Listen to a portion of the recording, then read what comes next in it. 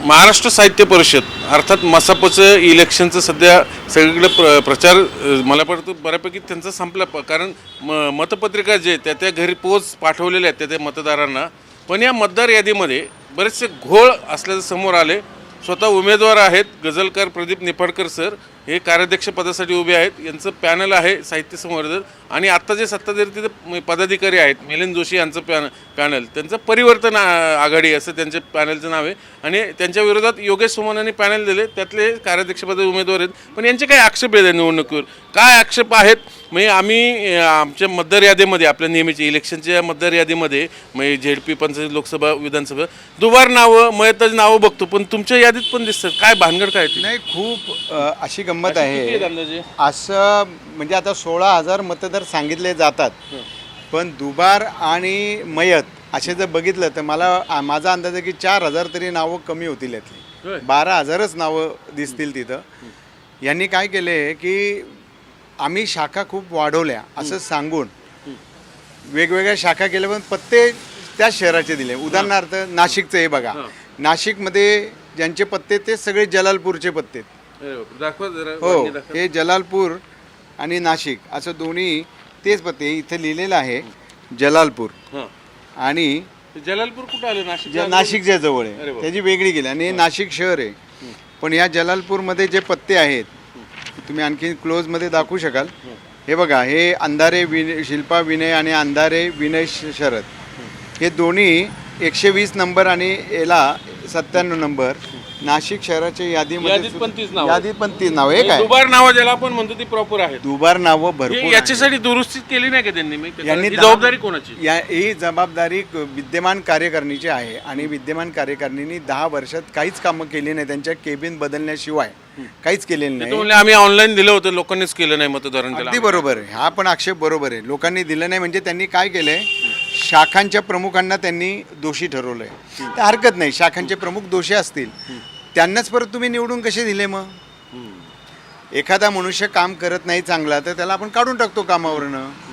मग यांना परत तुम्ही कसं काय तिकीट दिलं किंवा यांना परत कसं बिनविरोध आणलं त्यांना. त्यांना आणलेलं आहे. बरं हे मान्य केलं. एक दुसरं मान्य आपण करूया की पुण्यात घोळ म्हणजे बाहेरचे पुण्यातल्या यादीत सुद्धा घोळ आहेत. पुण्यातल्या यादीत आम्ही असे बघितले पुण्यातल्या यादीमध्ये सुद्धा ही नावं आहेत. हे बघा पुण्यातलं आता पुण्यातली तर गंमत अशी आहे की हे महाडिक काकासाहेब बघा आहे ना नाव हो हेच नाव किती नंबर 46 नंबर हे बघा महाडिक याच पानावर आहे. एवढंही यादी क्रॉस चेक नाही झाली. हे काय महाबळेश्वर प्रभाकर हे बघा महाबळेश्वर प्रभाकर इथंच याच इथे म्हणजे फार दूर पण जायचे का नाही. ही जी इथं मी नावं लिहिली आहेत 57 53 50 हे जे नंबर दिलेत ना एकाच पानावर दुबार नाव आले. एकाच पानावर दुबार नावं यात तर काहीच नाहीये. एकाच पानावर दुबार नावं असणं हे त्यांचं खास वैशिष्ट्य नाहीये. पुढचं वैशिष्ट्य मी दाखवतो तुम्हाला. इथं जे नाव आहे हे बघा काळे निलेश सुंदरराव किती नंबर आहे 168 169 काळे निलेश एका खाली एका खाली एक त्याच फक्त पान बदलले बाकी काय नाही. कॉपी पेस्ट हो हो असंच आहे. असे 1 2 नाही 4,000 नावं येतात. हे सगळं तुम्ही निवडणूक अधिकाऱ्यांना सांगितलं. आम्ही निवडणूक निर्णय अधिकाऱ्यांकडे तक्रार केलेली आहे की ही निवडणूक ही यादी जी आहे मतदारांची ही सदोष आहे. आणि प्रताप परदेशींचं काय म्हणणं आलं जे निवडणूक अधिकारी आम्ही प्रताप परदेशीच ते नेहमी आपले पत्रकार संघाचंही चांगलं काम करतात आणि तिकडेही करतात वर्षानुवर्ष करतात. ते चांगलं न्याय देतील अशी आम्हाला आशा आहे. पण त्यांना आम्ही जेव्हा सांगितलं लक्षात आणून दिलं तेव्हा त्यांनी आज सांगितलं की अशी जर 2 पाकिटं आली आम्ही एक पाकिट फेकून देऊ त्यातलं बाजूला टाकू आणि एकाच पाकिटाचं मत मोजू. पण हे बरोबर आहे. काही मैतांची पण नावं दिसली काही मैतांचे बरेच मयत लोक यामध्ये आहेत. मी तुम्हाला अगदी म्हणजे सांगतो की हां महत्त्वाचं म्हणजे काय जे मयत झाले ज्यांची यांनी शोकसभा घेतली म्हणजे उदाहरणार्थ मनोहर सोनवणे हा कवी पुण्यातला तो वारून आता वर्ष झालं त्याची शोकसभा इथं घेतली मसापमध्ये आणि त्याचंच नाव अजून यादीत आहे. एवढंच नाही या बाई आहेत या आमच्या चांगल्या परिचयाच्या बाई होत्या म्हणून मी सांगू शकतो ठामपणे. अशा अनेक नावं मी तुम्हाला दाखवू शकतो की या माणसांनी बघा म्हणजे अतिशय बेजबाबदारपणे कारभार केलेला आहे. या ज्या आहेत सुनंदा मुळे ह्या जाऊन वैशाली मोहिते नावाची कवयित्री आहे, तिची आई आहे, जाऊन वर्ष होत आलं, अजून नाव काढलेलं नाही. चारही नावं दिसतात घरातली. त्यांची घरातली 4ही नावं रिपीट आहेत. ही जी आहेत योगेश मुळे, सोनाली मुळे, संदीप मुळे, हे किती नंबरवर आहेत आत्ता? इथं 60 नंबर वगैरे आहे. आता 189, 192वर परत 30 नावं आहेत. हे बघा, संदीप मुळे. हे म्हणजे असं झालं, सारस्वतांच्या मांदियाळीत दुबार नावांची फुल मांदियाळी. हो, फुल मांदियाळी झाली.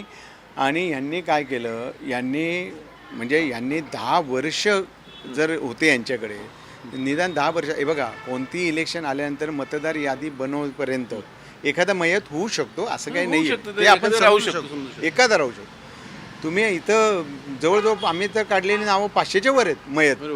हां, तर एवढी नावं कशी काय? आणि जे कोरोना काळात गेलेत, कोरोना काळातली नावं, कोरोना काळातली नावं आहेत अजून. हो, त्या काळात एक्सटेन्शन घेतलं म्हणून बराच गदारोळ हां झालेला आहे. हां, त्या काळात एक्सटेन्शन फक्त घेतलं, बाकी काम काही केलं नाही त्यांनी. काम केलंच नाही, फक्त एक्सटेन्शन घेणं एवढंच काम. मागणी काय तुमची सगळ्याची? आमची मागणी आहे की या दुबार नावांना तर निवडणूक निर्णय अधिकाऱ्यांनी तर ते करणारच आहेत, पण ह्यामध्ये जर तसं झालं तर आम्ही त्या दिवशी आक्षेप नोंदवणार आहे. मग त्या दिवशी आम्ही मतमोजणीच्या दिवशी तुमचं पॅनल कुठलं, समोरचं कुठलं जरा? आमचं पॅनल आहे साहित्य संवर्धन आघाडी. अध्यक्षपदासाठी योगेश सोमन अध्यक्षपदासाठी आहे, आणि डॉक्टर स्वाती माळंक या कार्याध्यक्ष प्रमुख कार्यवाहपदासाठी आहेत, आणि मी कोषाध्यक्षपदासाठी मी आहे. आमचं एक पॅनल आहे, आणि त्यांचं एक पॅनल आहे, त्याचं नाव आहे परिवर्तन उत्कर्ष पॅनल. आत्ता सत्तेत कोण आहे? सत्तेत परिवर्तन ना. परिवर्तन कोणाला? आता त्यांनी नाव ठेवलं, त्यांना एवढे मराठीचा शब्दही सुचला नाही त्यांना, त्यांनीच परिवर्तन त्यांच्याच पॅनलचं नाव ठेवलं. म्हणजे तेच परिवर्तन करणार, म्हणजे बहुतेक आम्हाला निवडून आणणार असावेत, असं त्यांचं असावं. हे शाब्दिक कोटी साहित्यिक मंडळी आवर्जून करत असतात. बघू आता निकाल काय लागायचं लागेल. पण हा जो घोळ आहे ना, म्हणजे असं म्हणतात, म्हणजे साहित्यिकांच्या मतदार यादीत असे घोळ यावेत, म्हणजे हे दुर्दैव आहे महाराष्ट्राचं. बाकी काहीच बोलू शकत नाही त्याच्यामुळे. व्हिडिओ जर्नलिस्ट नितीन सांडभोर, चनन फुंदे, जे मीडिया, पुणे.